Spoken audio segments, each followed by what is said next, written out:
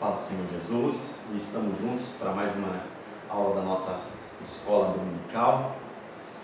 E eu sou grato a Deus pela sua companhia, você que tem assistido os nossos vídeos, que tem feito seus comentários, que tem deixado seus likes. Que Deus continue te abençoando, tá? Continue divulgando o nosso canal, porque eu acredito que tem sido bênção, não só para a minha vida, mas para a vida daqueles que têm ouvido, que têm assistido.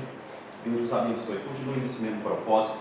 A aula de hoje é uma aula, um tema vai falar sobre família. Nós havíamos comentado na outra aula, que hoje falaremos sobre isso. Nossa aula é a aula de número 12. A conduta do crente em relação à família.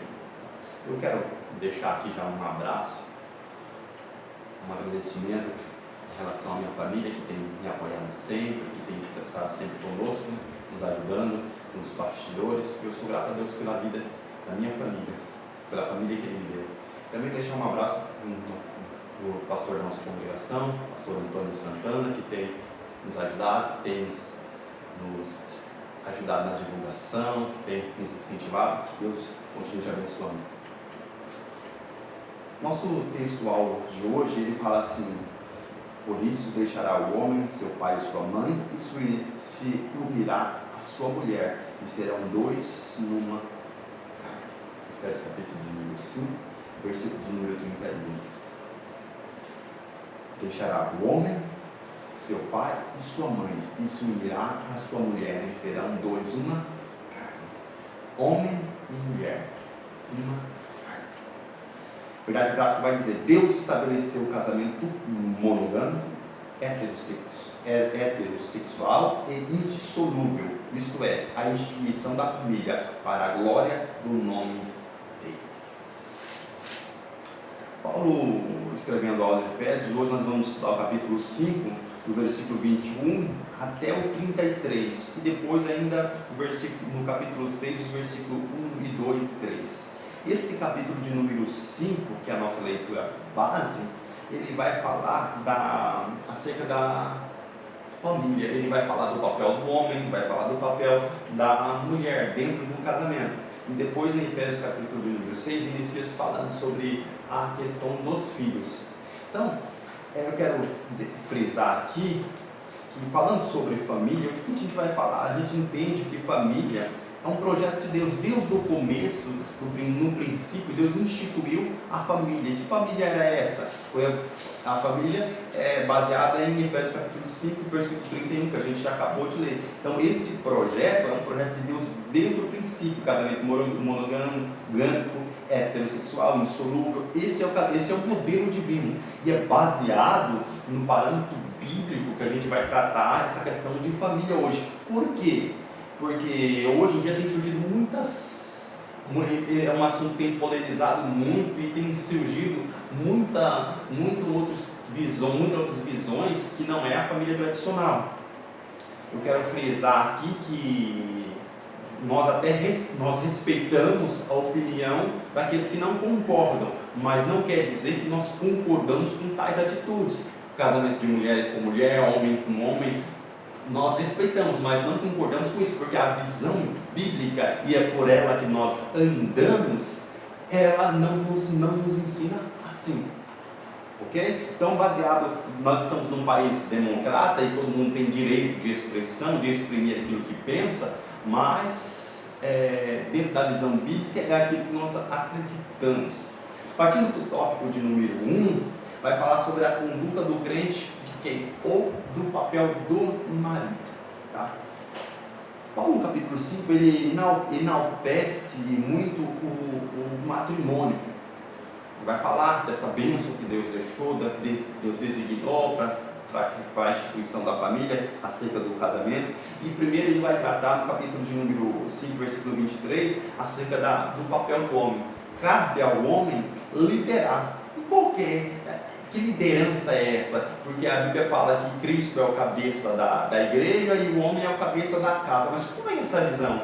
Essa visão aqui é a mesma visão de Cristo como cabeça.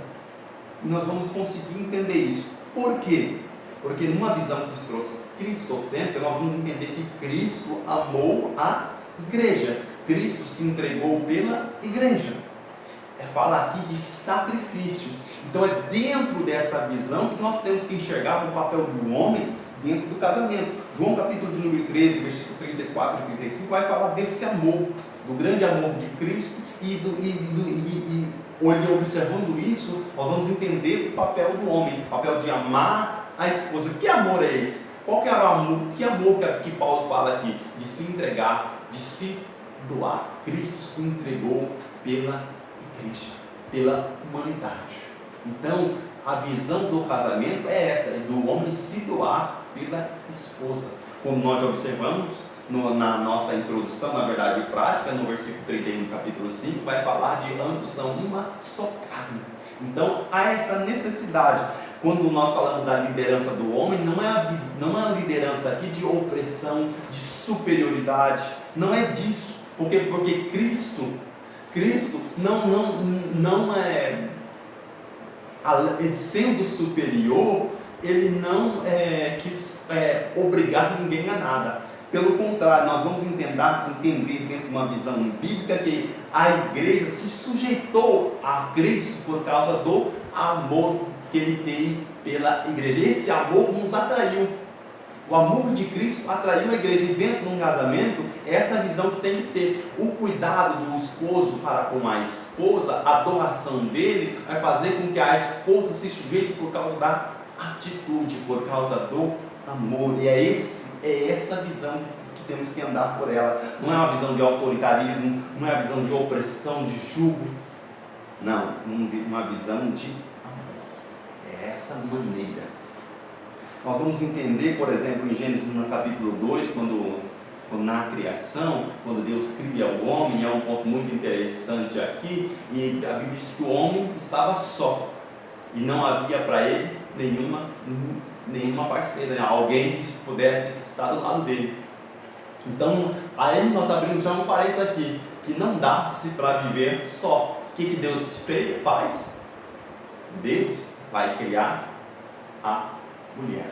Deus pegou o barro, fez outro boneco? Não, a Bíblia diz que Deus tirou da costela, tirou do lado. Deus fez para Adão uma adjuntora, ou seja, auxiliadora, alguém para andar do lado. É essa visão de criação que quando Deus cria a mulher, Deus não criou uma mulher que Deus não tirou a mulher nem de cima e nem de baixo. Tirou da onde? Da costela, do lado, para que os dois andassem juntos. Então nós vamos entender que dentro do casamento cada um tem o seu papel, mas os dois são iguais. Precisam andar junto. Quando os dois não andam junto no mesmo pensamento, há divergência, há dificuldade. E muitas pessoas hoje em dia têm entrado dentro de um casamento sem essa visão. Porque se não andarmos os dois juntos, tentarem se entender, embora em muitos assuntos vai haver divergência, mas precisa haver uma convergência de pensamentos. Às vezes alguém ceder, porque senão eles não conseguem conviver. Hoje há um movimento feminista que tem promovido uma competitividade até dentro do casamento e até fora do casamento, nas empresas, do mundo afora, uma competitividade assim, mostrando que as mulheres são superiores ao homem. E dentro de um princípio bíblico, nós vamos entender que isso não é assim. A visão cristocêntrica não é assim. Os dois são iguais. Dentro disso, nós não podemos aceitar essa competitividade de um querer sendo melhor que o outro. Se, por exemplo, dentro de um casamento, se houver essa competitividade, eles não vão ter sucesso. Logo vai haver essa separação. Nós temos observado nesses últimos tempos que o nível de separação dentro do matrimônio tem crescido, porque as pessoas entram dentro de um casamento com algumas ideias e com aquele pensamento que se não der certo, a gente separa. Essa é a visão do mundo hoje. Quando encontram alguma dificuldade, e às vezes motivos fúteis, muitas pessoas têm se separado, eles não conseguem unir os pensamentos, ser uma mesma carne. Quando a Bíblia fala de ser uma mesma carne, está dizendo de sofrer junto, de viver as dificuldades juntos. E dentro de um casamento não tem a minha dificuldade, ou a dificuldade dela, ou a dificuldade dele. Existem a dificuldade do casal. Quando a Bíblia fala de casal, abrindo um parênteses aqui, casal, a Bíblia diz macho e fêmea. Isso dentro de um princípio bíblico, macho e fêmea, tanto para homens como para animais. O que eu tenho se criado muito hoje em dia são parceiros, e parceiros não formam família. São uniões, mas família não. Dentro de uma visão bíblica. Partindo agora antes de nós entrarmos para o tópico 2, para falarmos do papel da esposa, voltando na questão do amor, que a palavra que Paulo usa para falar do amor, ele não usa filéus nem estrógeno. A palavra usada aqui é ágape, ou seja, um amor genuíno, um amor verdadeiro. O que Paulo está falando do amor do esposo para com a esposa é sem interesse, sem segunda intenção. É algo afetivo, de se doar. E é nessa visão que nós homens temos que andar dentro do casamento. E você que é jovem, que tem ouvido essa aula, se preocupe com essa visão, de andar dentro dessa visão, de pensar num casamento com a visão cristocêntrica. Agora vamos partir para o tópico 2, falando sobre o papel da esposa. E de acordo com a analogia paulina em relação ao matrimônio, a mulher casada é comparada à igreja de Cristo. Nesse ponto veremos a conduta requerida da esposa. Ou seja, qual seria o papel da esposa dentro de um casamento? Paulo fala nessa referência que nós lemos no capítulo de Efésios, do amor do esposo para com a esposa, né? Do esposo amar a esposa. E às vezes algumas pessoas se esquecem, acham que o amor aqui é só do esposo para com a esposa não precisa amar. Mas deixa eu te dar uma caminhada lá em 1 Timóteo capítulo 2, versículo de número 4, que ali vai estar dizendo, olha, que o dever das esposas amarem os seus maridos. Então, o amor aqui dentro de um casamento, ele é imprescindível, tem que ser das duas partes. Algo que nos chama a atenção é que, com essa atitude do marido, agora há um respaldo de submissão no papel da esposa. Ou seja, o marido cumprindo o seu papel, agora cabe à esposa sujeitar-se a isso. Mas essa sujeição aqui não é uma sujeição de medo, de obrigatoriedade. Aqui fala aqui de temor. Temor é respeito. Temor no Senhor, o versículo do que nós lemos. Então fala acerca de respeito. Não é por obrigatoriedade, não é por imposição, é por respeito. O marido ama a esposa e a esposa retribui do mesmo modo, por aceitação voluntária ou uma doação coerente aqui. O homem precisa cumprir o seu papel para que a esposa respalde a sua atitude com reverência. Se nós observarmos, e há muitos questionamentos acerca do casamento, acerca do papel da esposa, nós vamos ver que no judaísmo, no princípio, a mulher tinha um papel secundário, ou seja, a mulher era quase que uma propriedade do homem. No judaísmo, no princípio, havia essa visão. Em Gênesis capítulo 31, do 14 ao 15, nós vamos entender um pouco sobre isso. Os gregos já pensavam que as mulheres, eles viam o papel das mulheres como eram inferiores e escravas. Já no Evangelho de Cristo, nós vamos observar, por exemplo, a mulher samaritana no capítulo 4 de João, conversando com Cristo. E no Evangelho a gente vai ver, por exemplo, também as Marias conversando com Cristo, Marta conversando com Cristo, e Jesus não repudiou as mulheres. O que Jesus traz no Evangelho é um papel de igualdade. Nós vamos entender isso em Gálatas capítulo 3, versículo 28. O Senhor igualando os patamares. Aí nós podemos entender que dentro do casamento, os dois, embora sejam diferentes, eles estão no mesmo nível, cada um com suas obrigações, com as suas funções, mas estão no mesmo nível. No João capítulo 4, versículo 9 ao 10, nós vamos ver que Jesus ele quebrou esse paradigma, né? Como nós citamos a questão da mulher samaritana. Então Jesus quebrou essas barreiras. E ainda observando nos Gálatas capítulo 5, versículo de número 13, nós vemos a nossa liberdade com Cristo, porque Deus não faz acepção de pessoas.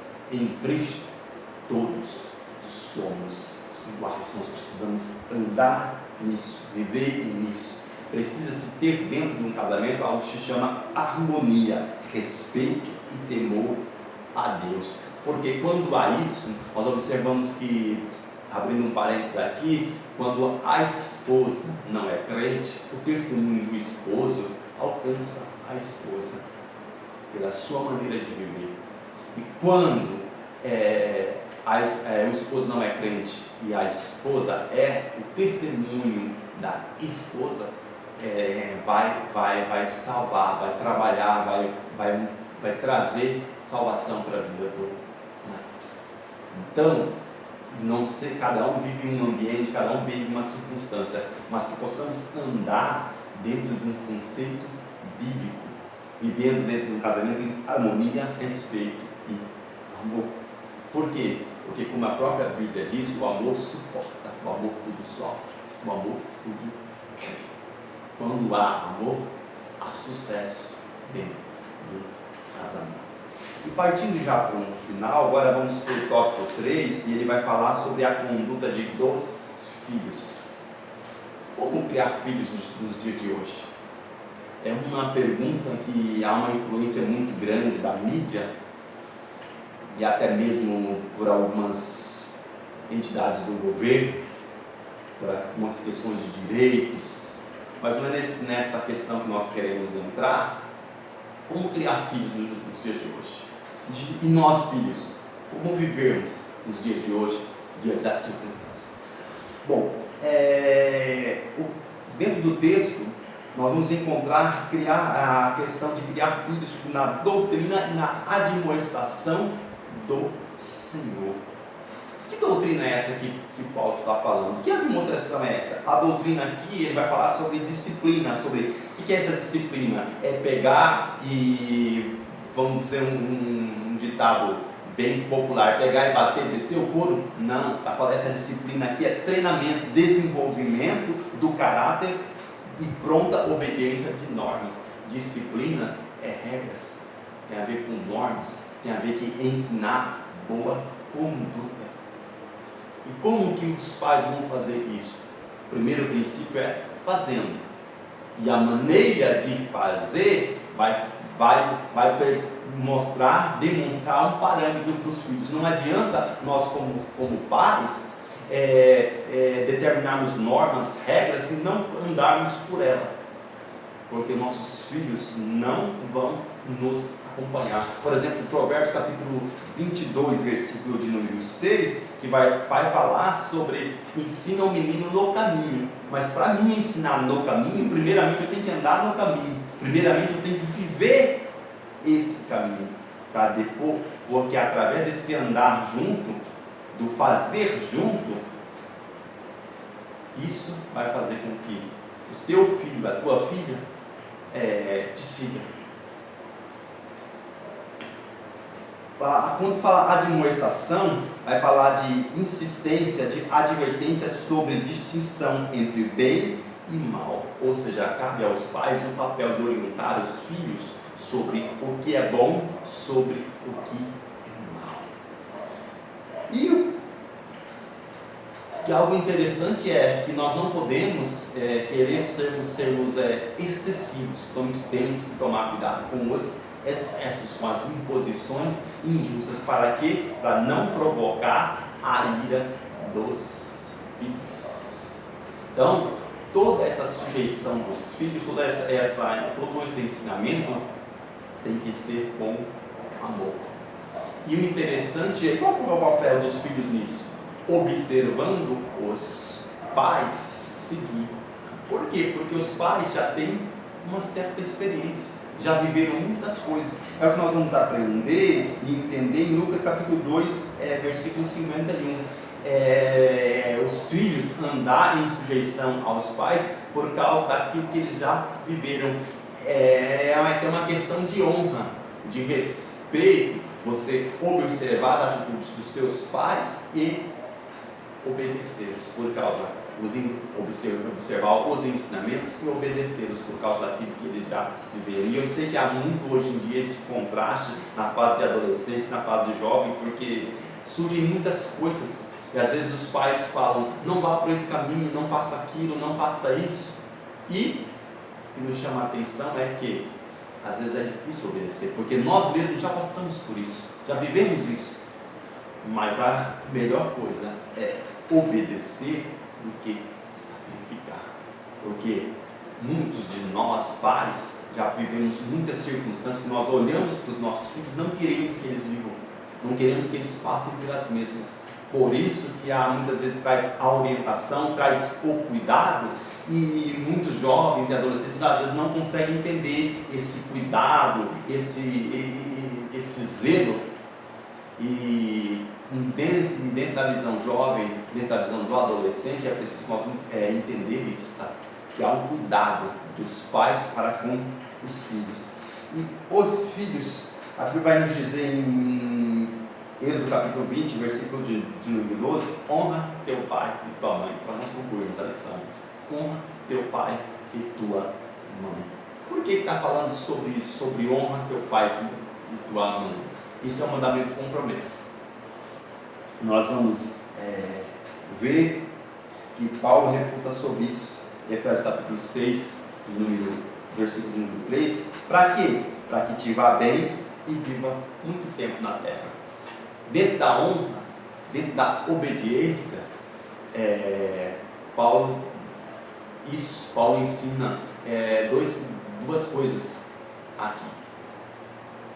Quando a gente vive em honra, quando a gente honra pai e mãe, a gente é abençoado e a gente prolonga os nossos dias. E aqui algo muito interessante é que a honra, ela promove um viver abençoado e multiplica os dias. Então, possamos entender isso, a necessidade de vivermos em obediência, em temor. Paulo ainda ensina que assim os filhos devem obedecer e honrar seus pais. Logo, obedecer significa cumprir o que é ordenado, ou seja, os pais te dão regras, ordem e você obedece. E honrar envolve respeito e até mesmo o sustento em caso de necessidade. Portanto, a obediência é devida enquanto os filhos viverem sob tutela dos pais, e a honra é dever para a vida toda. Honra teu pai, honra tua mãe durante toda a tua vida, e você será abençoado. Terá também uma família abençoada. Talvez algumas coisas da tua história, algumas marcas você carregue, talvez até mesmo dentro da tua família, mas independente disso, honra teu pai, honra tua mãe, e você verá a mão de Deus trazendo para você uma história diferente, ainda que a história da sua família, a história dentro do contexto familiar que você vive, não seja boa.